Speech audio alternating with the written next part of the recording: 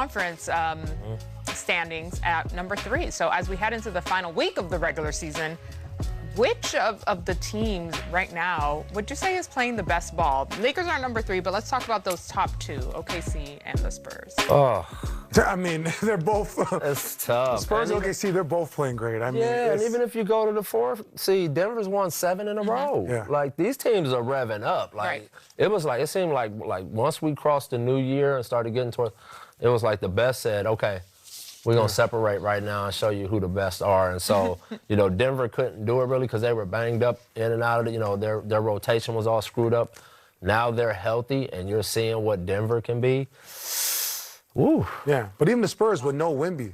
Right. I mean, they're playing. That's a machine. They are. It's a plug and play, man. This is like, if you had to compare shoe company, this is like Nike, man. It don't matter who the athlete is. Shoes are selling off the charts. It's going to go well. Yeah. Yeah.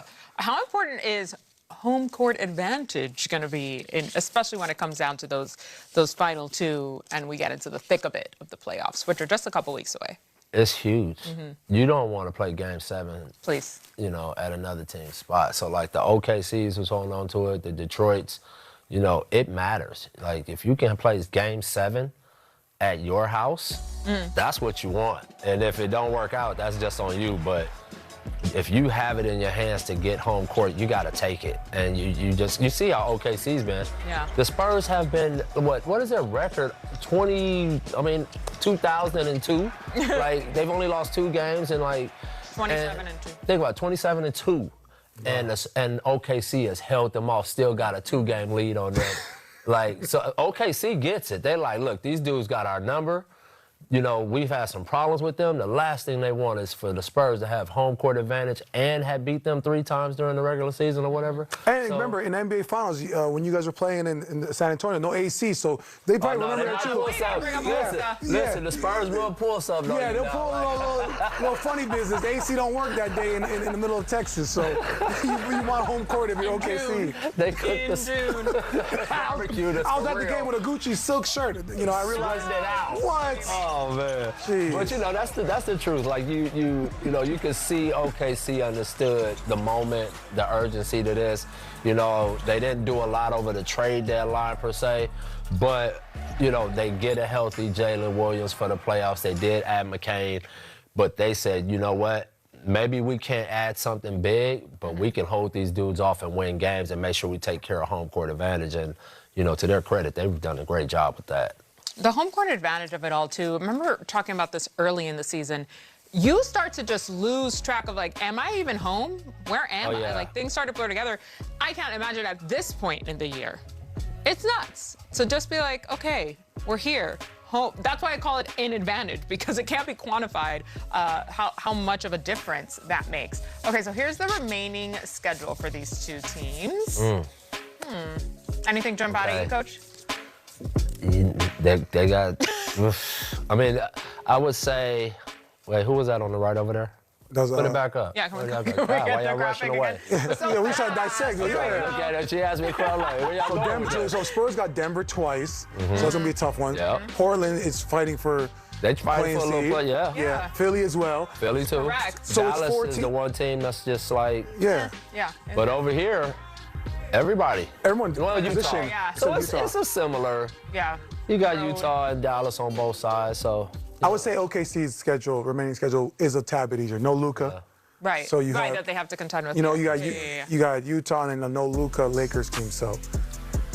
I don't see OKC giving it up. No chance. I don't care who was on that schedule, to be honest with you. They understand this is too important. This Spurs team is legit, and they've shown OKC that they're legit. And so you control what you can. That is a controllable. Take care of the games in front of you, and OKC has been doing that at a high level. I mean, what they did last night, oh my goodness. That was 43-point victory.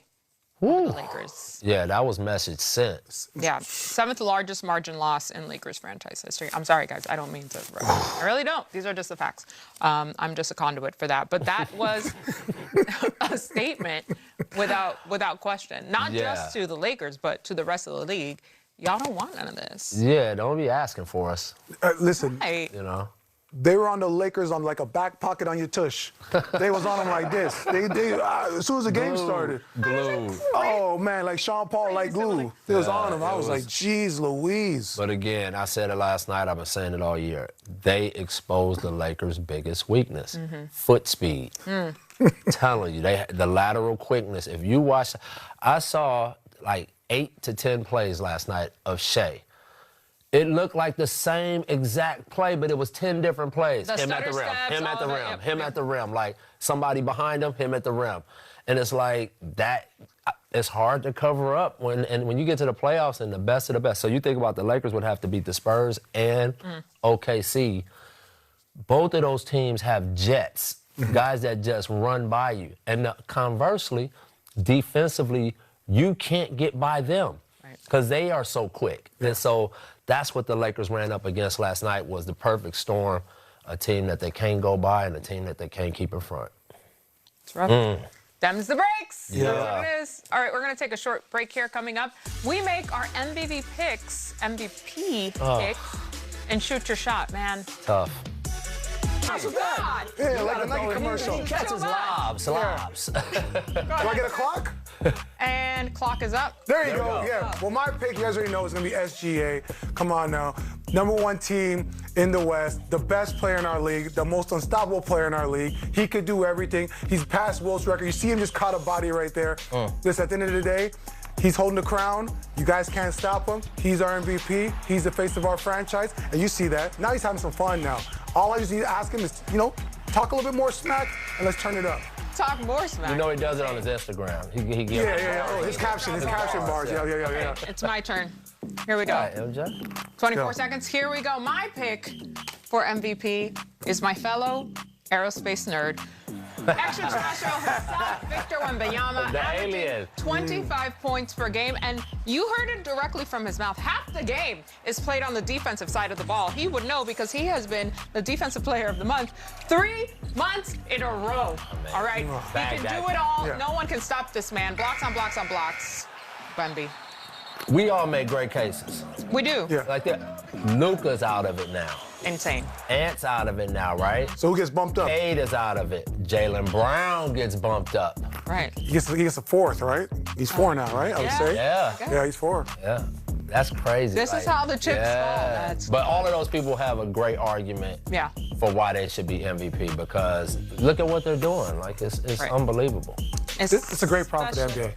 Say it again. It's a great problem for them. Yeah. No question. So much talent. Yeah, you know it's hard sometimes. I'm listening to all the voices in my head, plus our producers. All right, we're getting closer to Bulls Knicks. We're going to take you right to tip-off here on NBA TV. Don't go anywhere. The association matchup right here on NBA TV. As we bring it back west, we had some pretty big news today. Apologies in advance if you are a Lakers fan. Luka Doncic left last night's game against the Thunder with a left hamstring injury in the third quarter, did not return. An MRI on Friday determined that Doncic has a grade 2 left hamstring strain and will miss the rest of the regular season. His status beyond that, uncertain. He won't be eligible for end-of-season awards either. We were just talking about that last night, Coach. So what does this mean for Luka and the Lakers, Coach? Well, first thing is it's totally unfortunate for him because he was having an MVP season. I mean, it was a toss-up between these guys that we're talking about. And for the Lakers, you're talking about over the course of the last so many games, he's averaging 40. That's 40 points off your books. And the assists that he's probably averaging and all of the gravity that he has. So that's a big blow to them. The biggest thing, though, is if he's healthy in the playoffs. Like, these last 5, whatever. Fine. Right? But, like, you want a healthy Luka going into the playoffs, and hamstrings are so tricky, you don't know. And delicate, Tristan. Like, it's just, there's really nothing you can do but wait it out. Doesn't matter how many RDLs you want to do in the gym. Doesn't matter what you're going to do. It's one of those injuries when it happens, it happens. And, I mean, the part that for me is being a player and looking, seeing, like, Luka getting in shape. You know, his body hasn't looked like this since probably the bubble, right? So him being in such great shape and like Coach said, playing at an MVP caliber. I mean, old fella 23, got to go back, turn the clock back early. Hey, it ain't that much time. He can do it over a couple months. I know. he ain't got to do it for 82. He cool. Yeah. This is what he worked for is this time of the year. Don't be surprised if LeBron doesn't do something special in these playoffs just because even when you watch him now, like, he's moving so well. I mean, like... He's vert dunking, what we talked about. On the vert dunk. Like, who ever see that? Yeah, at 41. It's really unfair. Seriously. Really, God's favorite. But when we look at this Lakers squad, and we have seen them have the ability to step up, I feel like Austin Reeves now is going to have an opportunity to step up here in a way that, I mean, we saw him before when LeBron was out, but now this is a different dynamic, Tristan. What do you expect from him? Yeah, no, like you said, Austin Reeves is going to have the ball more in his hand where he can actually play and make decisions, but also a guy like Marcus Smart, right? I think a lot this season he sacrificed a lot, running to the corners, playing, you know, guarding defensively. But for Marcus Smart, he's always been kind of that combo point guard, two guard, right? So now it's opportunity for him being a big guard, playing the pick and roll, getting guys on his back, and really could showcase a little bit of what he was doing, you know, prior to being with the Lakers. So this is an opportunity where next man up, but everyone's going to get a look. Luke Kennard now, we're going to expect more from you, right? So it's an opportunity for guys, and, you know, guys that are on one-year deals, it's your chance now.